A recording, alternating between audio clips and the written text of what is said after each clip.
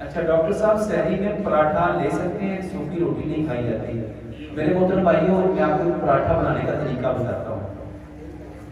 अपना आटा बगैर छान के, पत्थर की चक्की का आटा, उसमें जैतून का तेल, अगर अफोर्ड कर सकते हो अच्छी बात है, नहीं कर सकते उसमें सरसों का तेल मिला लो। आटा गूंथते वक्त सरसों का तेल, खुश्क रोटी बनाओ, उसको जैसे वो बल वाला बनाते हैं आप, वैसे पराठा खुश्क बनाओ और उसके ऊपर बाद में देसी घी लगा लो। आप उसको घुमाई दोगे। और इससे भी बेहतर, अगर देसी घी नहीं है, सरसों के तेल का पराठा बनाओ। आटे में भी डाला, उसका रोल भी बनाया और उसके ऊपर भी लगाया। इसके फायदे ही फायदे हैं। और ये जो कहते हैं ना पराठा खा के बाद जो मैदा उठने काबिल रहता, वो कहेगा कि अल्हम्दुलिल्लाह उठने के काबिल रहते हैं। डॉक्टर साहब, कोई ऐसी चीज बताएं जो सहरी टाइम खाएं तो प्यास ना लगे।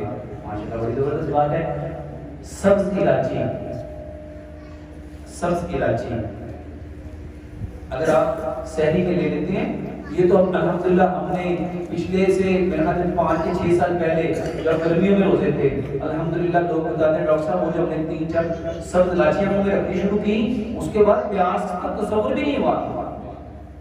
तो सब्ज इलायची जो है अगर वो खाई जाए तो उससे प्यास नहीं लगती।